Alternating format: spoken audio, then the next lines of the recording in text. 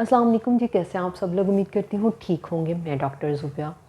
आज हमें जिस टॉपिक के ऊपर बात करनी है विंटर के हवाले से और सीज़नल जितनी भी प्रॉब्लम्स होती हैं और एलर्जेटिक जितने भी इश्यूज़ होते हैं, उनमें सर फहरिस्त ये इशू आता है कि सर्दियाँ जब आती हैं और सर्दियों के आने के साथ जो भी मामलात जो इश्यूज़ आते हैं उसमें सबसे ज़्यादा कॉमन प्रॉब्लम होती है अस्थमा।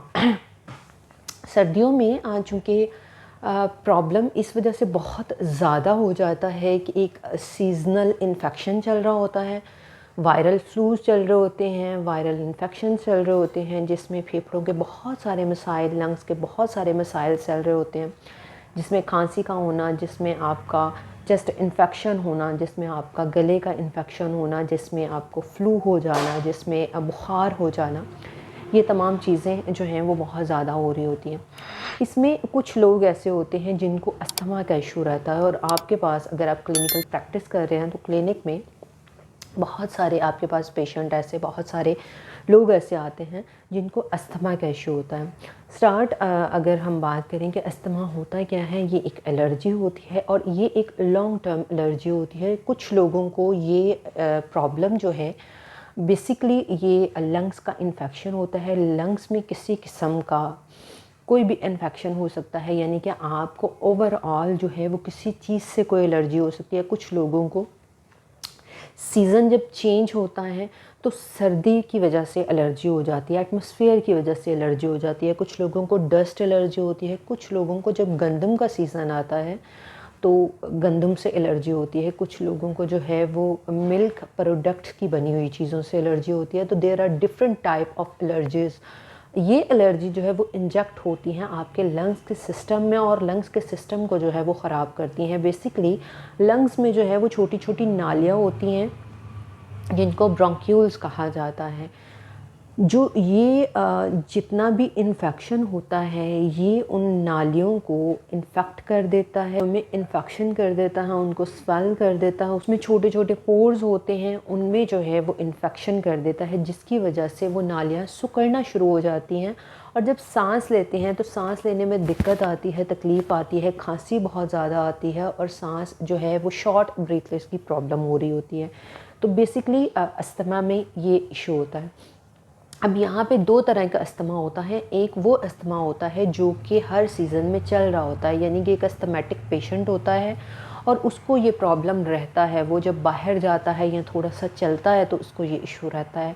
दूसरा ये होता है कि जब मौसम चेंज होता है, सीज़नल अस्थमा होता है कि जब मौसम चेंज होता है, ख़ासकर जब सर्दी आती है तो बाहर कंडीशन जो है वो बहुत ज़्यादा सर्द होती है, जिसकी वजह से जब वो सांस लेता है तो उसको फेफड़ों का इन्फेक्शन हो जाता है, उसको अस्थमा हो जाता है।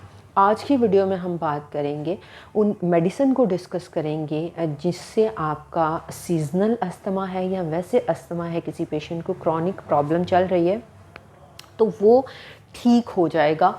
उसको आप कितना टाइम इस्तेमाल करेंगे, आप कौन सी पोटेंसी में इस्तेमाल करेंगे, ये दोनों चीज़ें मैं आपको बताऊंगी। सो इस सारी मालूमात को जानने के लिए वीडियो को आप एंड तक ज़रूर देखिएगा और चैनल को सब्सक्राइब ज़रूर कर दीजिएगा। अस्थमा के लिए मैं आपको दो मेडिसिन बताऊंगी जो आप यूज़ कर सकती हैं और जो बहुत ज़्यादा इफ़ेक्टिव हैं।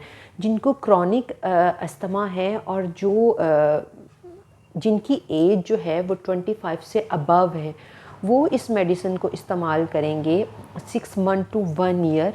आप इसको लगातार अगर इस्तेमाल करेंगे तो ये प्रॉब्लम आपका एवर ख़त्म हो जाएगा, यानी कि आपको उसके बाद किसी मेडिसिन की ज़रूरत नहीं होगी। अच्छा, बहुत सारे लोगों को ये इशू होता है कि मेडिसिन कितना टाइम इस्तेमाल करें और इतना लॉन्ग टर्म होम्योपैथिक मेडिसिन इस्तेमाल करते हैं, उसका रिज़ल्ट जो है वो आहिस्ता आहिस्ता आता है। तो अस्थमा के जितने भी आप लोग देखते हैं, आप देखते हैं कि उनके हाथ में नहेलर्स होते हैं या उन्होंने अपने साथ हैंड कैरी नहेलर्स रखे होते हैं या उनके घर में जो है वो नेबुलाइजिंग मशीन्स पड़ी होती हैं जो वो यूज़ करते हैं और जो वो एवर यूज़ करते रहते हैं। तो अगर कोई मेडिसिन ऐसी है जो आपकी उस क्रॉनिक डिजीज़ को बिल्कुल ख़त्म कर रही है तो उस मेडिसिन को थोड़ा लॉन्ग टर्म भी अगर लेना पड़ा तो उसमें मुझे नहीं लगता कि मज़ायका होगा। अब टर्न टू टॉपिक आते हैं हम और बात करते हैं कि ऐसी कौन सी मेडिसिन है जो कि आप यूज़ करें और उससे आपका अस्थमा, जिसको भी अस्थमा है, वो ठीक हो जाएगा। 2 मेडिसिन का कॉम्बिनेशन बताऊंगी, क्यू की पोटेंसी में ये मेडिसिन बताऊंगी, यानी कि मदर टिंचर में आपको मैं ये मेडिसिन बताऊंगी। First is Blatta. Blatta homeopathic की एक ऐसी मेडिसिन है जो आपके लंग्स के, आपके फेफड़ों के जो भी इन्फेक्शंस हैं उनको ठीक करती है, आपकी एलर्जी को ठीक करती है, सांस लेने के अमल को जो है वो बेहतर बनाती है, और जितनी भी मामलात सांस लेने से रेलिवेंट होते हैं, जो भी उनके रास्ते में रुकावट होती हैं, उनको वो ठीक करती है। क्योंकि ब्लाटा जो है वो सीज़नल अस्थमा में बहुत ज़्यादा यूज़ होने वाली मेडिसन है, तो ब्लाटा यूज़ करेंगे आप क्यू की पोटेंसी में, यानी कि मदर टिंचर में। इसके साथ साथ सेकंड मेडिसिन जो आपने यूज़ करनी है वो है जी पोथोज़। पोथोज़ बेसिकली जितनी भी allergy, dust, specially dust allergy और इससे रेलिवेंट जितनी भी एलर्जीज़ होती हैं, और उन एलर्जीज़ की वजह से जो भी कंडीशन होती है, सांस लेने में रुकावट होती है, खांसी बहुत ज़्यादा होती है, खरखराहट बहुत ज़्यादा होती है, शॉर्ट ब्रीथिंग का प्रॉब्लम होता है, तो ये जितने भी इश्यूज़ होते हैं वो पोथोज़ से आपके ठीक होंगे। ये दोनों मेडिसिन आपने क्यू की पोटेंसी में लेनी है। बहुत सारे क्वेश्चन जो होते हैं, बहुत सारे कमेंट्स होते हैं, अक्सर ये होते हैं कि आपने पोटेंसी नहीं बताई, आपने ये नहीं बताया तरीका क्या है। तो कोशिश मेरी ये होती है कि मैं आपको कोई भी होम्योपैथिक मेडिसिन जब बताऊं तो उसकी पोटेंसी ज़रूर बताऊं, उसकी आपको यूजेज ज़रूर बताऊं। इसलिए वीडियो को एंड तक देखा करें। एंड में मैं ज़रूर बताती हूँ कि आपने किस पोटेंसी में यूज़ करनी है और आपने किस तरीके से यूज़ करनी है। मैंने यहाँ पे आपको 2 मेडिसिन बताई, एक ब्लाटा बताई और एक पोथोज़ बताई। दोनों मदर टिंचर में आपने लेनी है। आप इसको किस तरीके से यूज़ करेंगे, आप इनके 5 ड्रॉप्स लेंगे, 2 घूंट पानी में 5 ड्रॉप्स आप ब्लाटा के डाल लें, 5 ड्रॉप्स आप जो है वो पोथोज़ के डाल लें। अगर आप इस तरह से यूज़ करना चाहते हैं इस तरह से यूज़ कर लें, वरना आप एक बोतल लें, 30 ml की बोतल लें, उसमें आप 30 ड्रॉप्स ब्लाटा, 30 ड्रॉप्स जो हैं वो आप डालें पोथोज़ के, और आप उसको उसका एक टंक्चर बना लें, उसको कंबाइन कर लें, और उसको टंक्चर बनाकर आप जो हैं वो उसको उसके 3 ड्रॉप्स जो हैं 2 घूंट पानी में इस्तेमाल करें। सुबह शाम 3 ड्रॉप्स इसके इस्तेमाल करें, इस मिक्सचर के इस्तेमाल करें। आप इसको 1 वीक टू वीक इसको रेगुलर इस्तेमाल करें, आपको बहुत ज़्यादा फ़र्क पड़ेगा। जो क्रॉनिक कंडीशन में लोग हैं वो 6 मंथ टू 1 ईयर यूज़ कर सकते हैं, जो कि जिनकी एज अबव टू 25 to 30 है। जो बच्चे हैं उनको आप 3 to 4 मंथ इसको यूज़ करवा सकते हैं। बच्चे जिनकी एज जो है वो 8 साल से ज़्यादा है, उनको आप जो है वो 3 to 4 मंथ में उनका कंप्लीट जो है वो अस्थमा ठीक हो जाएगा, ये एलर्जी ठीक हो जाएगी।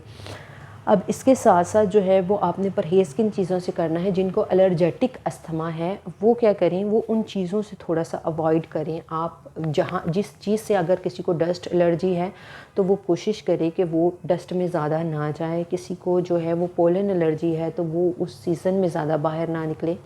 जिस चीज़ की आपकी एलर्जी है आप उसको थोड़ा कम कर दें।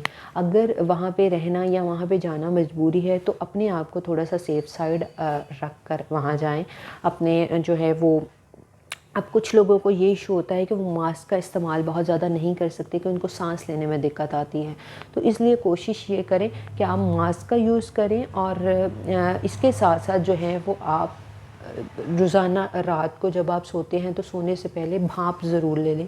थोड़ा सा पानी है उसको बॉयल करें, उसको बॉयल करके जो है वो उसकी स्टीम ज़रूर लें। तो स्टीम लेने से ये होगा कि आपकी सांस की रफ़्तार और वो अमल जो है वो बेहतरीन हो जाएगा। ये 2 मेडिसिन ज़रूर इस्तेमाल करें और फिर आप बताइएगा कि आपकी लाइफ में क्या इफ़ेक्ट्स आता है इन मेडिसिन से। वीडियो पसंद आए तो लाइक कर दीजिएगा, चैनल को सब्सक्राइब कर दीजिएगा, बेल आइकन के बटन को दबा दीजिएगा ताकि आने वाली नई वीडियो आप तक ज़रूर पहुँचे। इंशाल्लाह आपसे नेक्स्ट वीडियो में मुलाकात होती है, तब तक के लिए अल्लाह हाफ़िज़।